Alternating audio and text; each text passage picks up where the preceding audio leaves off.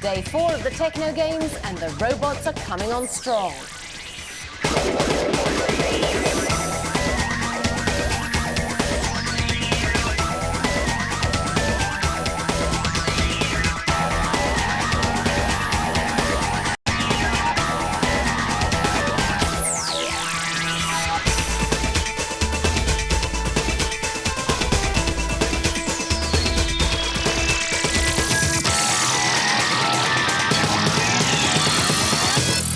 Welcome to our coverage of Techno Games 2000, coming to you from the Millennium Dome. This is the tournament where it's robot against robot in tests of strength and skill. OK, some of them may look like second-hand toasters, but the teams have spent months preparing for the games, and we've already seen some incredibly inventive devices. Already one human world record has been broken, and still 2 days to go. Today saw the final of the rope climb, a real treat for all you techno fiends in the Rockertry event. More action from the pool and the sprint track, and something I've been looking forward to all week, a demonstration of mechanised skill and grace in the robotic gymnastics challenge.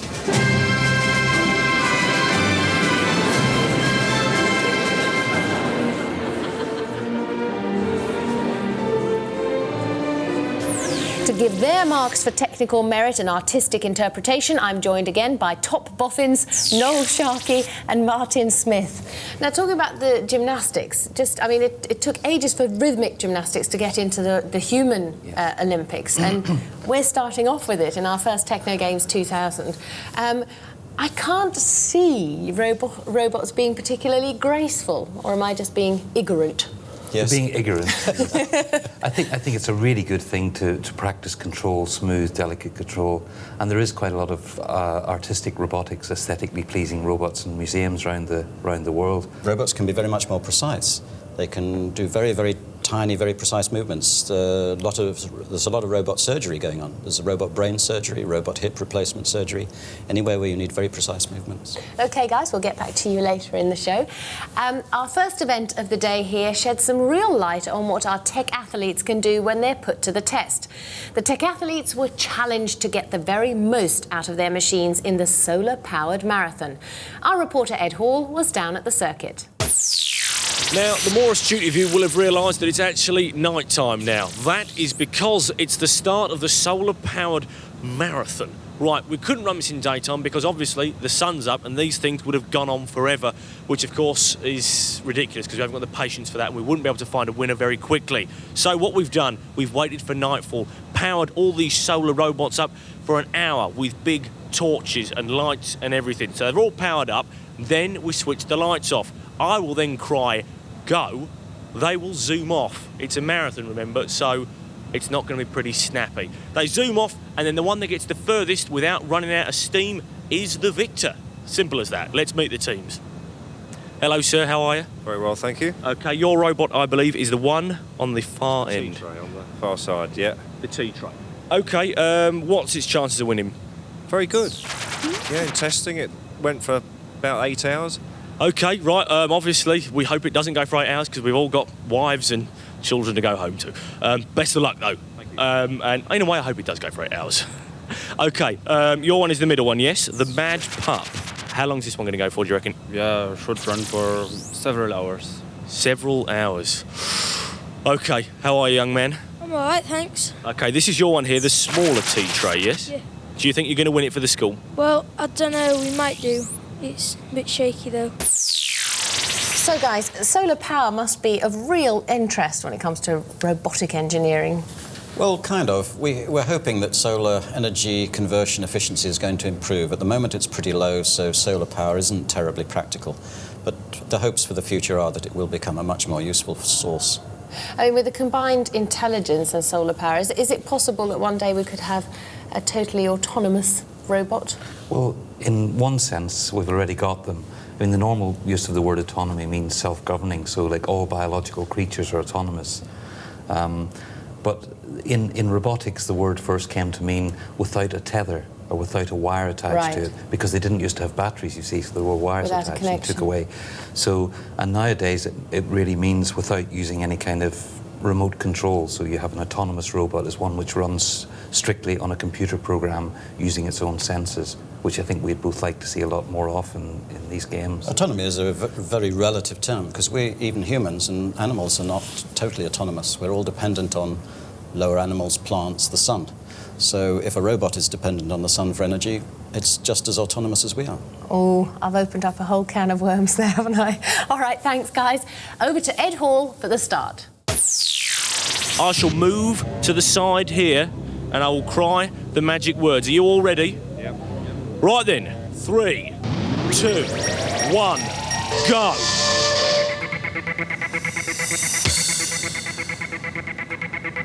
It is electrifying at the start. They hair off down the road and we've got another 8 hours of this.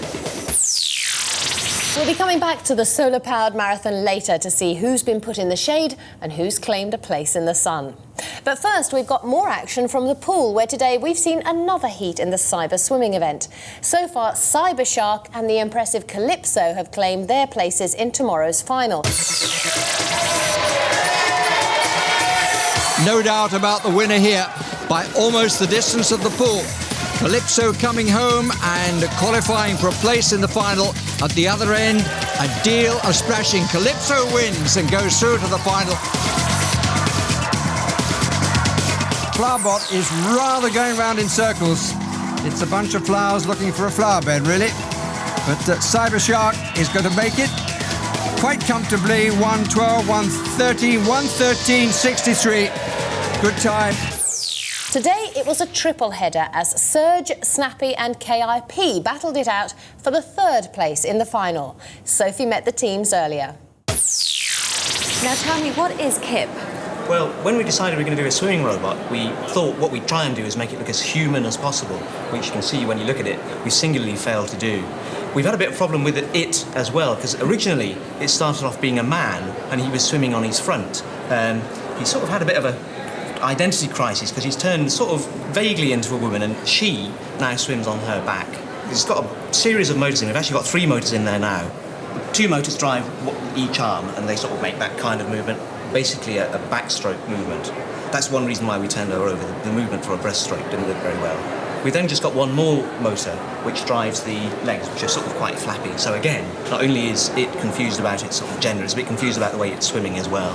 And what's with the fly swatters? We're not quite sure what the ratio of propulsion is between the arms and the legs. We think the arms will do most of it, and so the legs really, they just sort of flap about in the breeze. And finally, who does the dress belong to? Now, I believe that this is actually called Sarge 2, so what happened to Sarge 1? We built Sarge 1 and we tried it out in the swimming pool and it was drowned and fell apart. Oh dear. So you're hoping for more luck this time? Yeah. So tell me about the concept. Well, we're running off the RCX and mainly the bits are made out of Lego, which the motors control, and mainly we've got the foot at the back that brushes against the water to make it move. Got 2 arms at the front as well to give it extra support to go faster. And how fast are you hoping it's going to go? Well, not very fast. Not very fast. Well, hopefully it'll work though. So tell me, what did you base your design on? We based it on a fish and then we developed it into a shark. Now, how does it actually work? There's an electric motor which powers the tail, which flips backwards and forwards. We've got a metal rudder which goes left and right. So. And how fast have you got it to go? Well, it's about walking pace. And any actual difficulties when you put it into the water to test it? Steering. Yeah, it's going in a straight line. Yeah. Has this been rectified? So, we hope so. Yeah. Mark Foster joins us again to give us the expert's view on the Aquabots. Who do you like the look of? Snappy, I think. Really? Yeah, I just think the design of it, the build design of it, because it looked very streamlined. All right, OK. The frequency was a bit slow with this movement at the back. All right, now listen, human record is 21.31 seconds for 50 metres. Now, our course is half that. Noel, 10 seconds, do you think that's a possibility? No, I don't think it's a possibility at all. But I like Snappy as well. Do you? I think Why? so. For any more technical reasons other than... The name. It looks like a shark. Doesn't it? It looks like a shark. Well, it does. All right, let's take a look at the race. Just when you thought it was safe to go back in the water, here is Snappy the Shark, favourite for Heat 3 of the swimming competition. Sarge in the middle, and KIP nearest camera. Snappy, being pointed in the right direction, certainly has less weight to carry than the other two and is very anxious to get on with it by the looks. Moving its way onto the tape. Under starter's orders, and away we go, and it made a very good start, almost fouled the tape. Snappy away, Sarge struggling. Nice movement from Snappy. Looks very realistic, particularly from the underwater shot. But KIP, well, it's on its back, but going rather to join Sarge in the middle lane by the looks of it. And movement is not all that it might be, it has to be said. But this has worked out very well. The red fin to the fore. The blue nose is going to make it to the end quicker than anyone else. And the other two are rather getting involved with each other. There might have been a disqualification had they been in contention, but they're not. And here comes Snappy into the last 5 metres of this 25-metre pool, certain of its place in the final, and one or two people might fancy its chance of taking the gold. Very comfortable win for the team from Holy Family School Keighley in Yorkshire. The other two, well, you might say they've got it rather all together as we look at a replay of a fine win. So that's the leaderboard, and there's our lineup for tomorrow's final. It's Calypso, Cybershark and Snappy. One of them will be making a big splash as the first ever Techno Games swimming gold medalist. Noel, what's the expert view? Well, Snappy was obviously the best one. It kept going straight. That was the It main looked thing. actually like a little like a toy my son would have in the bath. What do you think Yes, it was it was. based on that kind of an idea? It looked like that kind of a thing with the wagging tail, so pushing it along. But it was nice and thin as well, whereas Serge and Kip were much bigger, especially KIP, yeah. yes, was much bigger and looked like someone rowing a boat, I think. Yes, a little bit, didn't it? And it was sort of going around and one thing and another. So you were right, Mark. You like the old streamline, because that's the word you've used throughout the series. Very much so. It looked like one of those wind it up and go things. OK, Mark Foster, thanks very much, and thanks to you, Noel, as well. So it looks like quite a race lined up for tomorrow.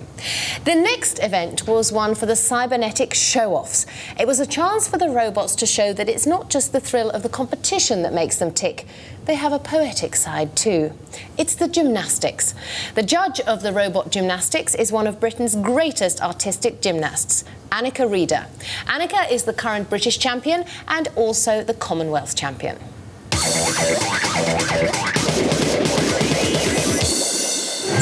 Prime-time swimmers from High Wycombe in Buckinghamshire are the first competitors for Annika to judge. Sitting alongside me here in the commentary box. Seem to be doing quite well there, synchronised, a few spins, turns there, not doing too badly.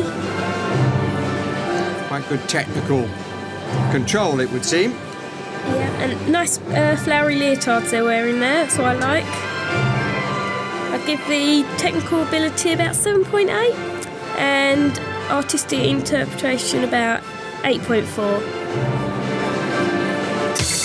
So the standard has been set in this autonomous robot gymnastics competition. 7.8 technical, 8.4 artistic, 16.2 the total. Now this is the second entry, Penny the Pig, from the Trinity School Belvedere in Kent. And we went to talk to the pupils who've made the pig, Emma Hudson-Hill, Laura Every and Grace Lismore. This is our gymnastic pig that we made for a competition last year, and we came first and won a bronze crest award for it as well. It's based around a money collection box for charity, which moves, and it used to be a dog, but it got too fat and went wrong, so we decided to make it into a pig. The programme is done by a smart card, and you just tap in the different like high commands and low commands. The pig does different things. It moves along the ground with a motor. The tail moves, the eyes light up. We've got to adapt it for it to do more things. Like we're going to make the ear move and put the switch either like when you drop a coin in or put it in the nose, so when you touch the nose it starts it off. But we're not sure We've yet. also yet to make the money collection sack that goes inside, because like the whole point of the thing was a charitable money collection box, so if it hasn't really got that in there, it kind of defeats the purpose of making it. Popular choice of music for a floor routine, the entertainer by Scott Joplin. Eyes flashing, away we go. Doesn't seem to be moving very quick, that pig there. Maybe a little bit chubby, I think. Tail's spinning a bit, but no somersaults or flicks. Nicely bandaged up though, I think. Just what gymnasts all look like, so I'll give him good points for the bandages anyway. I think technical side I'd give it about a 5.9, and on the artistic side I think an 8. So 13.9 in total. This is the second entry from Trinity School Gymnastics, Belvedere in Kent. Problem by going off the mat, so that will be a loss of points there. Here he goes again. Oh, and he's off again. He can't stay in the floor area, he keeps stepping out. A few problems for Chucky Bug. Oh, nice few spins there. Off he goes, I think, now. He's got it going. Piece of classical music from Sleeping Beauty by Tchaikovsky. Oh, that was a lovely spin there. Not doing too badly there. Seems to be staying in the floor area now, so I think he lost a bit on technical ability there, so I'd give him a 6.1 for going out the floor area. And on the artistic side, 8.3. 14.4, second place. The last entrants in this robotic gymnastics competition are Tom and Jerry, and they're presented by two schools from Salford, Manchester. The boys' school, Hope High School, and the girls, All Hallows. We've made a robot to do gymnastics. Got an idea of what we hope it's going to look like. We've put sensors and that in, so we hope that it will follow the black line that we're going to make the track with. There's a little bracket underneath that fits 4 motion sensors, light sensors, I mean, so that it goes over the line and it will detect when the line turns. There's going to be a robot on that side and a robot on that side, so they'll be working together. We're going to have the movements, like the turns and everything, with music to have like a pattern. Always a nice contrast of music in the floor competitions. It's spinning there again. Doesn't seem to be doing a lot. Oh, here we go. This is more technically difficult following this line. Almost like having to stay on the beam, really. Has to keep on that line, I think. Oops, a little mistake there. Oh, off he goes again. Quite steady, though. Yes, it's technically very difficult. Contrast between the two performers that we're looking at. Well, they put it together well, these two schools, it seems to me. Yeah, I think by the technical side it's very high, 9.2, and on the artistic side, not quite so high, but a 7.3. But that's good enough, 16.5, they are the winners. After the competition, Annika joined the combined team of All Hallows and Hope High Schools to present them with their well-deserved gold medal. Later, we'll find out which robots made it to the top in the rope climbing final. But first, today saw another demonstration event at the Techno Games. In the Rockertry event, the competitors had to build a rocket which could carry an egg into the air and land without breaking it. Competitors were also judged on the height they achieved and the time they spent in the air. Let's take a look.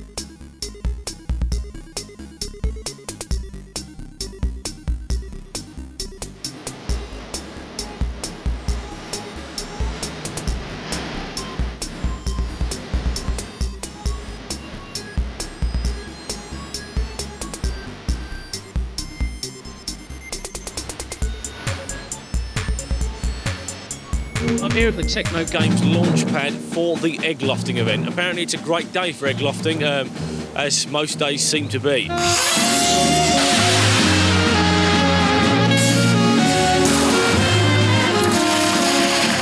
Right, The rules of egg lofting are this. You've got an egg, you've got it in a rocket. It goes up in the air and it comes back down. The aim of the game is to keep the egg intact. There's going to be 5 people playing the egg lofting game, and this is Mr. Number 1. Hello, what's your name? I'm Stuart Shaw.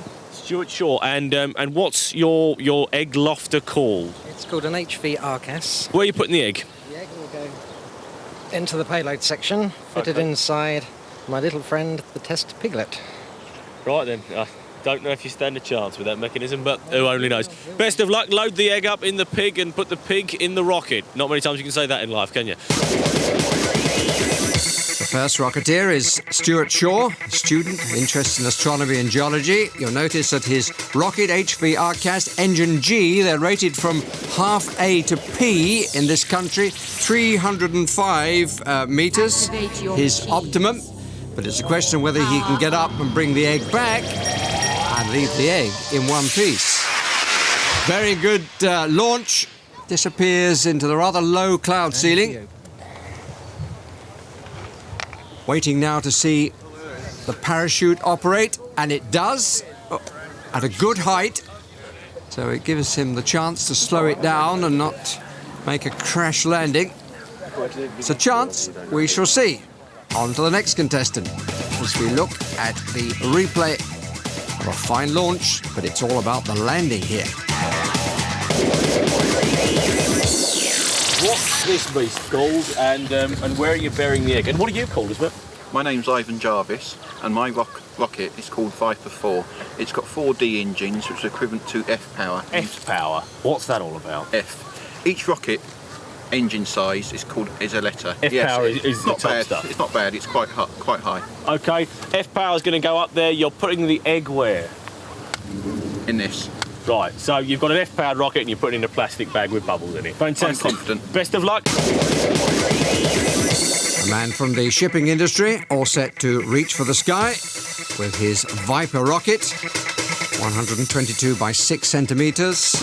Optimum altitude 244 metres, which is less than the first contestant.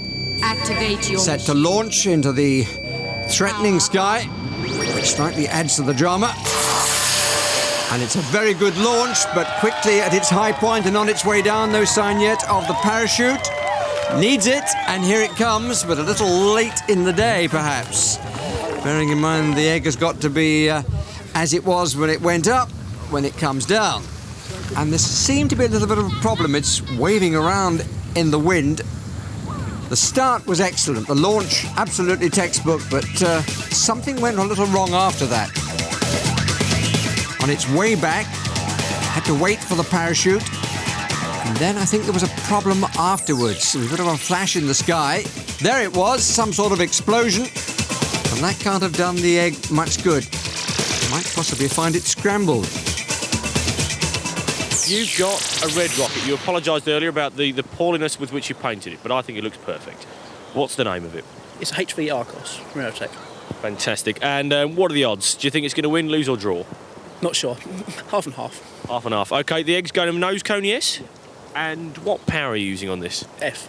F power, the choice of pros. Peter Barrett, an office clerk, parallel interest in model aircraft.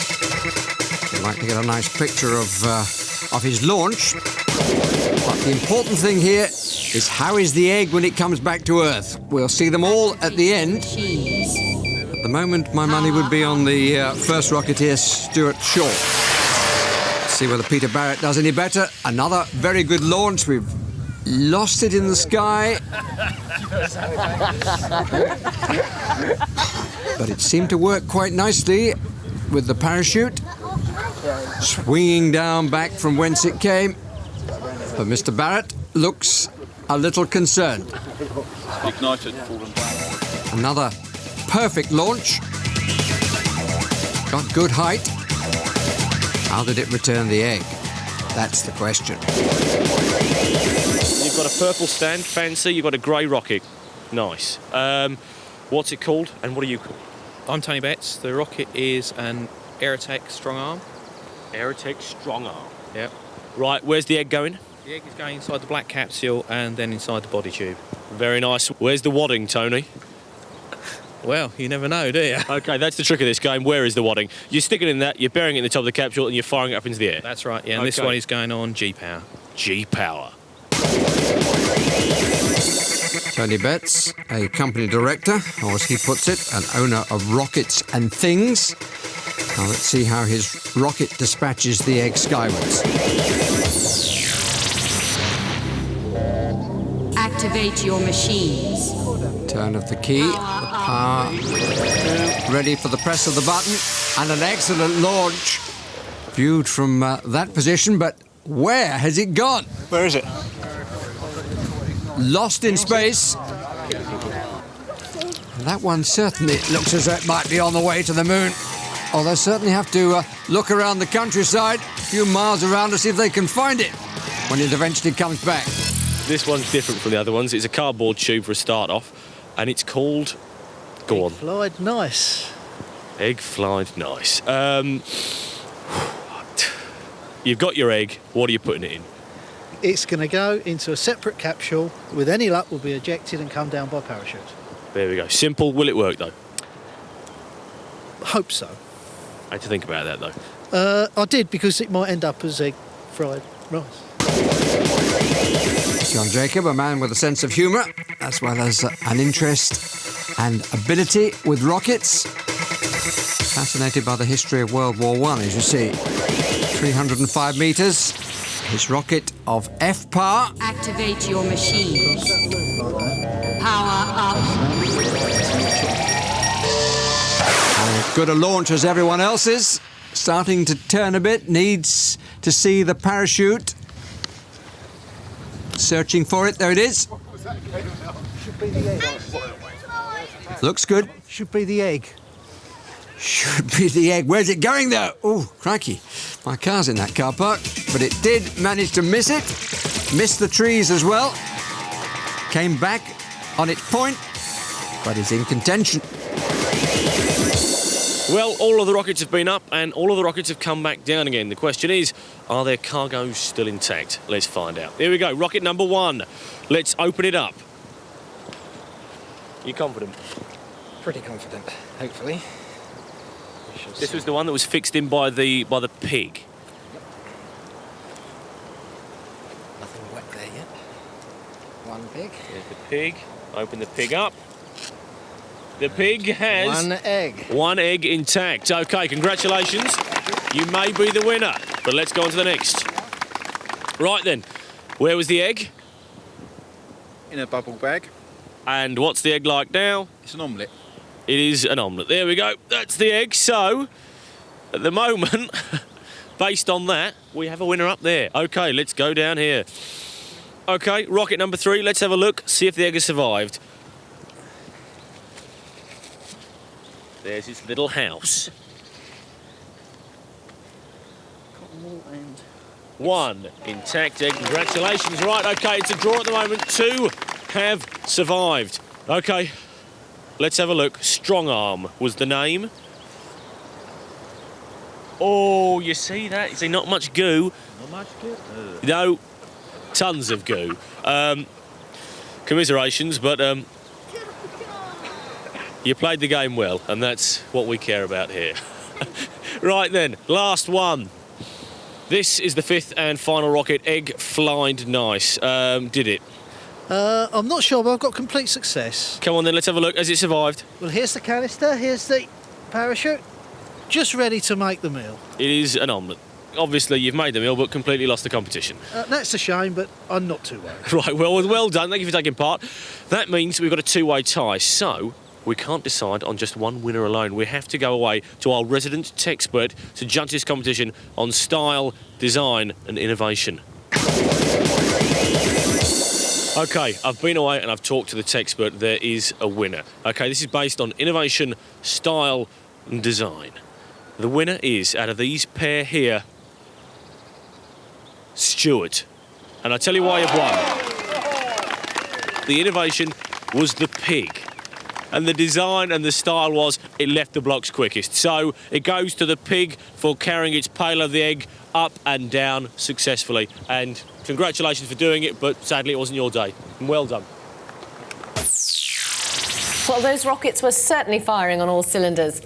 And now it's the final of the rope climbing, a real treat. And it's turned out to be a rerun of Tuesday's heat between Simeon from Salford University and the extraordinary Skeletron from Beam Primary School in Dagenham. Simeon very much the favourite, but can Skeletron turn the tables after losing the heat?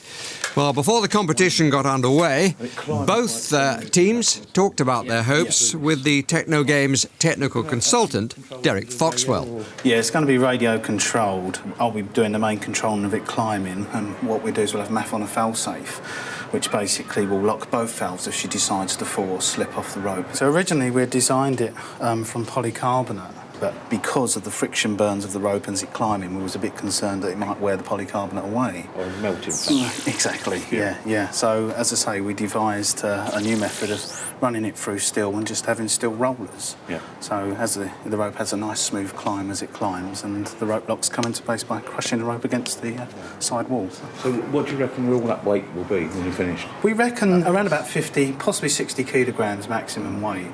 Now, the one last thing, do you think you've got any advantage by being that length? I'm not so sure, really. Obviously, she'll have a greater stride, but it depends on what other machines we're up against and how big they are. It's just awesome. Thank you very much. Thank you. Thank you. Catches if it doesn't. We're entering for the rope climbing robot as we felt it would be the easiest to do in the time given. We decided on actually rolling up the rope. As you can see, we've got these two wheels, and the reason we chose this was we felt it would be faster than actually climbing. One of the major problems we had was selecting a motor for the task because it's turned out a little bit heavier than we initially had in mind. But I mean, we've got a built-in 6-to-1 gear ratio. There's a large gear on the back of the wheel, and then there's a smaller gear on the motor shaft. I mean, if I can get a motor that will sit in place of that one, so if I can find a relatively good RC car motor to replace that, then it shouldn't require much modification. The only thing that I don't know is I don't know how good the competition is, which is a bit worrying. But no, as it's the first event, we've got no past history to go by, so there's no indication of how fast it actually needs to go to win. So we're just going to try and get it as fast as possible and hope, really. So there we have it. Those are our finalists. Guys, how difficult an event is this for our tech athletes? It's particularly difficult to make a humanoid rope climber. You have to have pistons and levers and articulated joints. It's a very much more complicated way of doing it than just running up on a pair of rollers. Is there any practical application you could think of for robot rope climbers? Well, just straight offhand, I suppose firefighting would be one. And any kind of window cleaning if you want to climb a tall building, or cleaning the side of the building, perhaps picking coconuts off palm trees or bananas, that kind of thing. Fantastic. Well, that's good to know. Right, let's see who's going to take the gold. Ed is inside the dome. Are you going to beat Skeletron again? Yeah. Fantastic. OK, little men down here. This is Skeletron. Is it going to win? It probably will. You're going to win? Yeah. Yeah? We want to wish Skeletron good luck. You know, what a beautiful thing. OK, best of luck. It's the final. It's over to Barry Davis. Well, the odds on Simeon would be very short indeed, but can this realistic-looking robot, to my eye, turn the tables on this roller machine? It's really a roller against a climber. And the roller managed to get to the top in 3.5 seconds, as opposed to 21 seconds when the two met in their heat. What will happen this time? And the way goes Simeon again. It's going to be even faster, is it? No, a little bit slower. 3.71. Huge contrast in styles. But it's so realistic, Skeletron, that it deserves something from this competition, in my opinion, because the contest was more than a little uneven. Simeon going up and down the rope to celebrate, and Skeletron finally making it. Contrasting robots whose times in the final were slightly slower than when they met in the heat, but undoubtedly they were the best two, and third place will go to Havoc, who reached 7.5 metres before being forced to stop in their heat. Gold for Simeon. You are the world champions. You hold the record for the rope climb. You know, you've broken history today, and there you go. Your gold medal. It's phenomenal. How do you feel? Very good. Do you? But I'd like a quicker time. You'd like a quicker time? Yeah. But, you know, congratulations and well done. Thanks very much. Champions.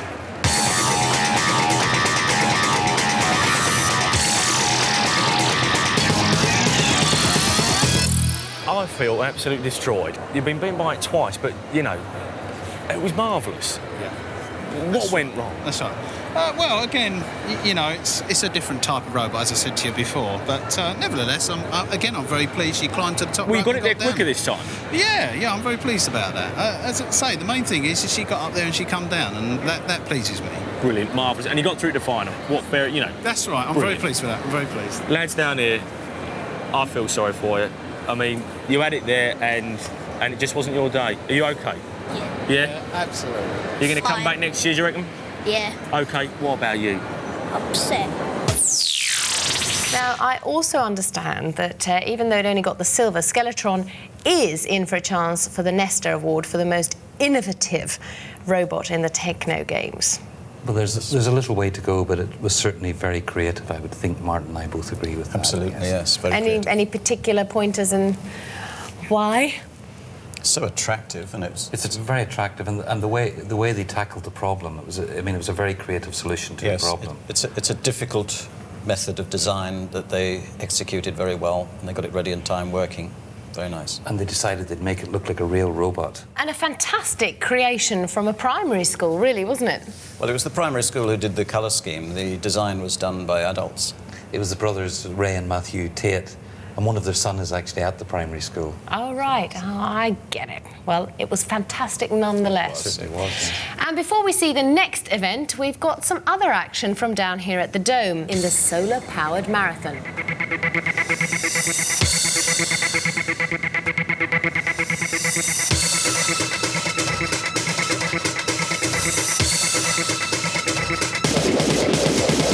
Well, it's Tension City here in the solar-powered marathon. I can tell you it's the most exciting thing I've ever borne witness to. Mad Pup, which is zooming past now, is in the lead.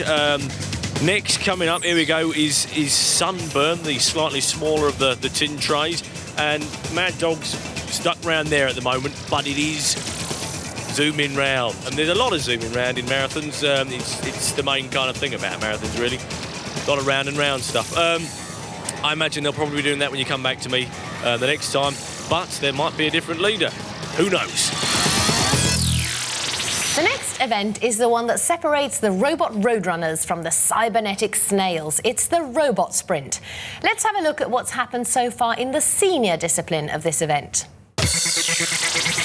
Here is Waddle, just about cleared the starting line. But Scuttle looks completely off its head. In fact, to be more accurate, it's on its side. And it's out of the contest at the moment. Just under 45 seconds, but it'll surely be disqualified. Only danger is, will it tip over as it comes to the finish? No, it's just made it. And Waddle is the winner. And some attention is needed for Skeeter. But eventually there has to be some sort of time fault here. They've got to bring this to an end because not very much is happening. Today we saw some pulse racing action when the little drunken spider from Solihull met up with Salford University's Mark III in the final of the junior sprint, run over 10 metres. Sophie joined them before the big race. Paul, tell me the name of your robot. This is Mark III. So hence a 1 and a 2? Yes. I built the first 2 as my final year project of my degree. Started with Mark I, learned a lot from it, but felt I could improve on it, so I built Mark II, which is a similar design to this one. So how have you actually improved on your robot from the original one? Right, with this one, the electronics are a lot simpler. We're down to 1 chip, where I had 5 on Mark II and a lot more on Mark I. We've also made it radio controlled, so you can actually control it more, and it can walk a lot quicker, and it's a lot more stable than the Mark II. Now, TJ, tell me about the name of your robot. It's called Little Drunken Plastic Spider. Now, why? Well, before Before I put the tie rods on, it looked kind of drunken with the legs all over the place. It's plastic, it's little, and it's spider-like. Now, what made you come up with the concept? I was just thinking, and I wanted a robot that could go either way, independently, forwards, backwards, left, right. So that would mean it'd have to be symmetrical in every way. So I just came up with a concept that had a platform on either side which could raise and lower with legs on each of them. And how long did it take you to design and build? It took me about 5 minutes to think of the idea. And to build it, I spent about 2 months rushing through all the building because the competition was then. Did you have any problems in the building? Yeah, we lost loads of parts. One of the legs snapped, so we glued it back in place. It's somewhere here. And the tie rods kept slipping, which I've only just fixed now, actually.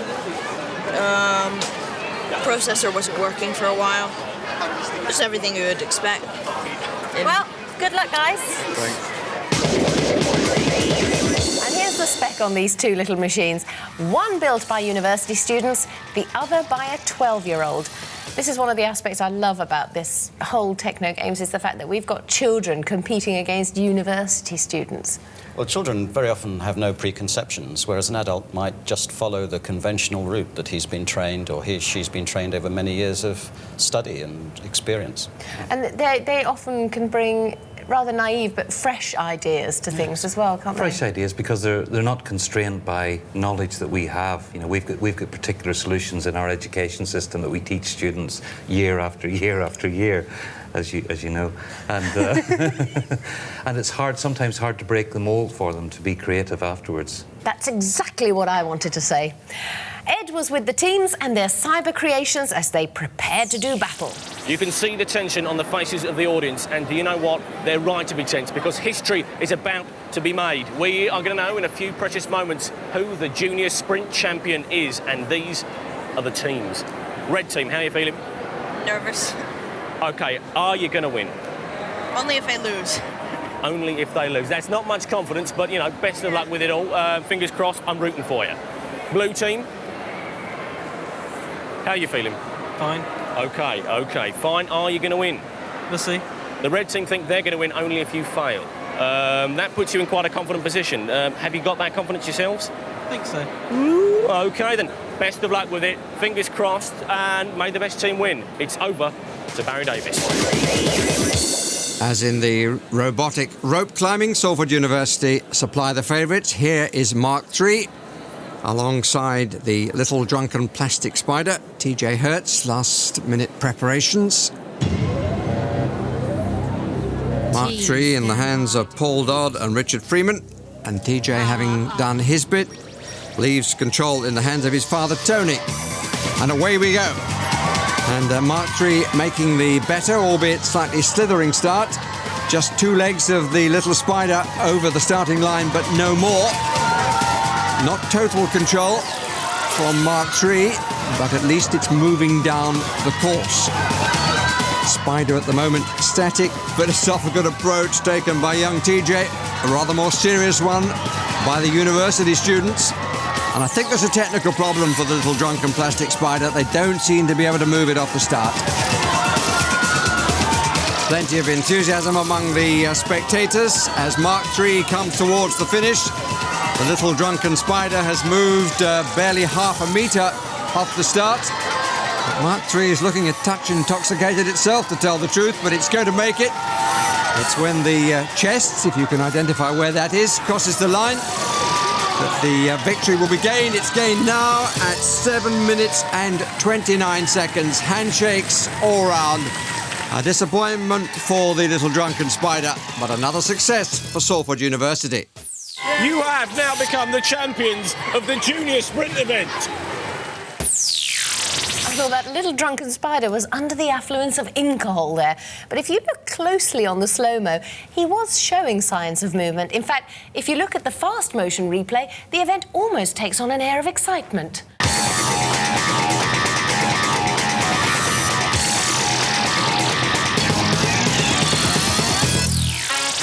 Here's the gold medal being presented to the Salford University team, is being accepted by Paul Dodd.